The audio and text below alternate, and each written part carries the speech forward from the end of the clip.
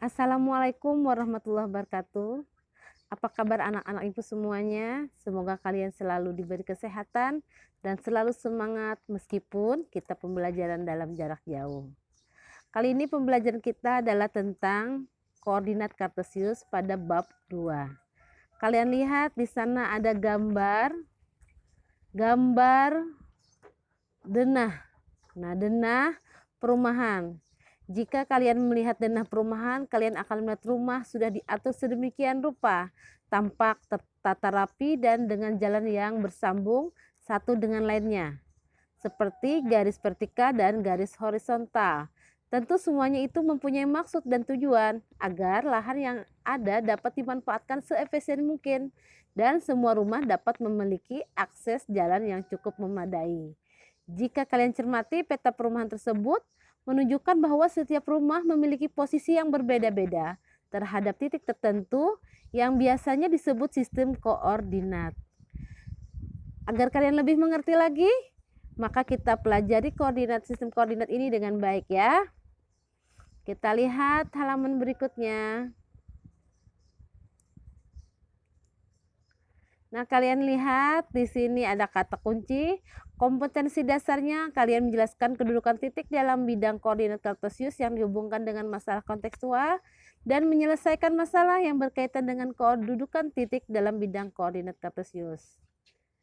Nah, ini pengalaman belajarnya, nanti kalian bisa menggunakan koordinat kartesius untuk menentukan posisi terhadap sumbu X dan Y, terhadap titik asal dan terhadap titik tertentu. Juga kalian dapat menggunakan koordinat kartesius untuk menentukan posisi garis yang sejajar, berpotongan, serta yang tegak lurus.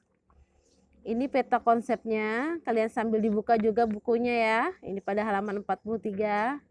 Nah, di sini ada René Descartes. Ini adalah penemunya.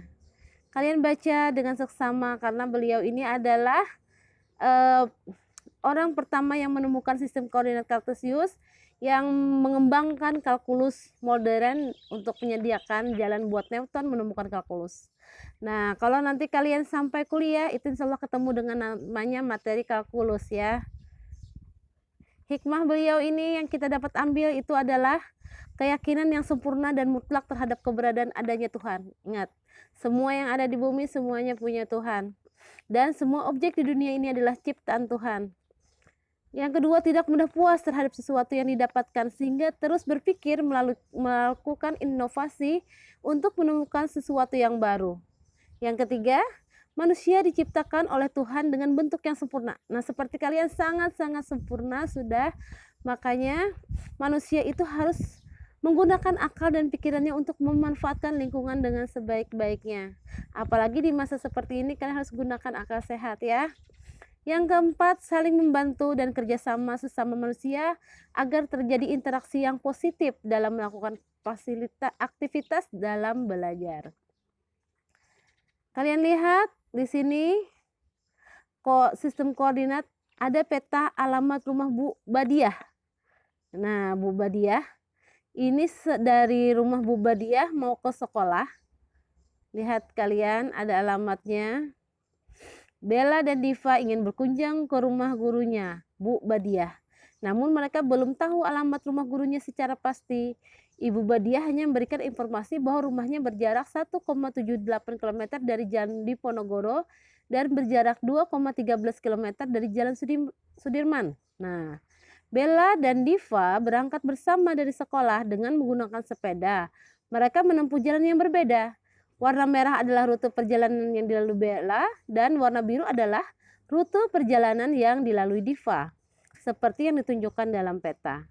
Ternyata Bella datang lebih awal di rumah Ibu Badiah. Kenapa yo? Nah, sedangkan Diva baru datang setelah beberapa menit kemudian. Apabila kecepatan sepeda mereka dianggap sama, mengapa Bella datang lebih awal daripada Diva? Ini kalian bisa pelajari ya.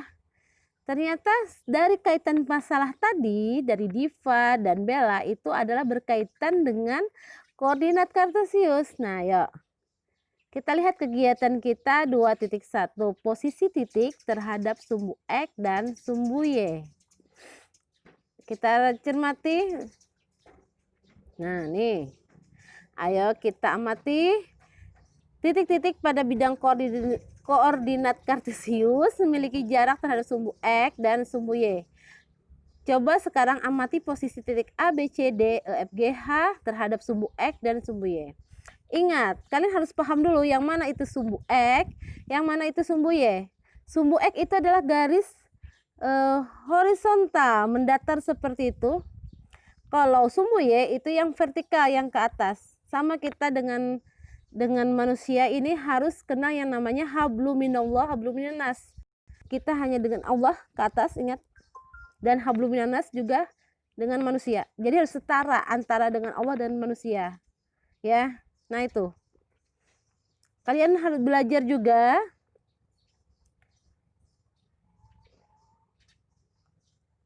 pelajari ini. Ya.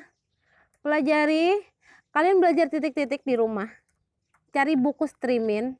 Kalau tidak ada yang biasa juga kamu lihat buat kotak-kotak. Titik A, kamu lihat titik A. Titik A ini berada di titik 3,6. Kamu buat X dulu, X-nya dia ini kemana? Ke 3, lalu ini kemana? Ke 6, ya. Nah, lihat. Bisa nggak? Contoh lagi misalnya yang titik B. Titik B itu berada di 4, karena dia 4. Nah, ini 4,4. Tunggu ya. Nah, 4,4 dia beradanya. Paham ya? Kalau titik E berarti di mana titik E? Titik E ini berada, ingat X dulu ya, baru Y.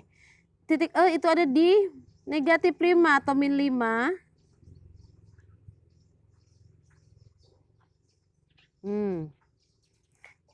Baru ke Y juga negatif 5.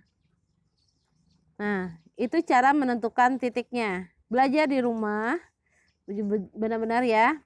Kemudian dari gambar 2.2 tadi dapat ditulis posisi titik-titik sebagai berikut.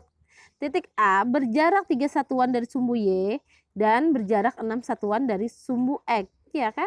Nah, dia dari sumbu X ini 6. Lihat kotaknya, 1, 2, 3, 4, 5, 6. Kemudian terhadap sumbu Y dia 3 jaraknya. Nih, 1, 2, 3, ya. Nah, seperti itu. Sampai seterusnya kalian pelajari. Ayo kita menalar setelah kalian tadi mengamati posisi titik pada koordinat kartesius. Kalian buat pertanyaan dengan kedudukan titik pada koordinat kartesius. Misalnya, mengapa titik E dan titik H memiliki jarak yang sama dengan sumbu X, tetapi tidak memiliki jarak yang berbeda dengan sumbu Y? Nah, ayo.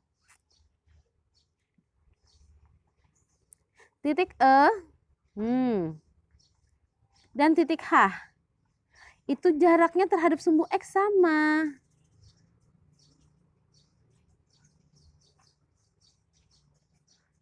Tetapi memiliki jarak berbeda terhadap sumbu Y. Oh, ini kebalik ya. Mengapa titik E dan titik H memiliki jarak yang sama terhadap sumbu X, tetapi memiliki jarak yang berbeda? Harus terbalik sini ya. Harusnya dia memiliki jarak yang samanya terhadap sumbu Y. Sama-sama 3 ke sumbu Y. Dan ke sumbu X-nya, kalau titik E itu 3, titik H itu 6. Kalian lihat ya. Nih. Dan ini. Oke. Coba kalian sambil di rumah, sambil belajar, itu isi-isi ini, tapi jangan di buku paketnya.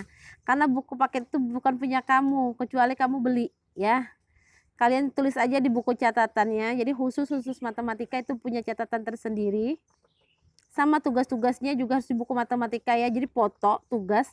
Nanti insya Allah mudah-mudahan corona berakhir, bukunya dikumpul. Supaya ibu tahu catatan kamu ya. Nah, kemudian ayo kita amati lagi. Ini adalah posisi titik pada koordinat kartesius ditulis dengan pasangan berurut X, Y. Bilangan X menyatakan jarak titik itu dari sumbu Y, dan bilangan Y menyatakan jarak titik itu terhadap sumbu X. Nah, sumbu X dan sumbu Y membagi bidang koordinat kartesius menjadi 4 kuadran.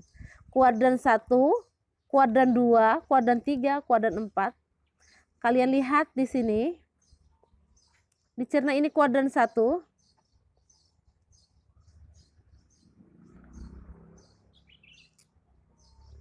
Nah, ini kuadran 1, kuadran 2, kuadran 3, kuadran, astagfirullah, terbalik ya. Ini kuadran 3, ini kuadran 4. Nah.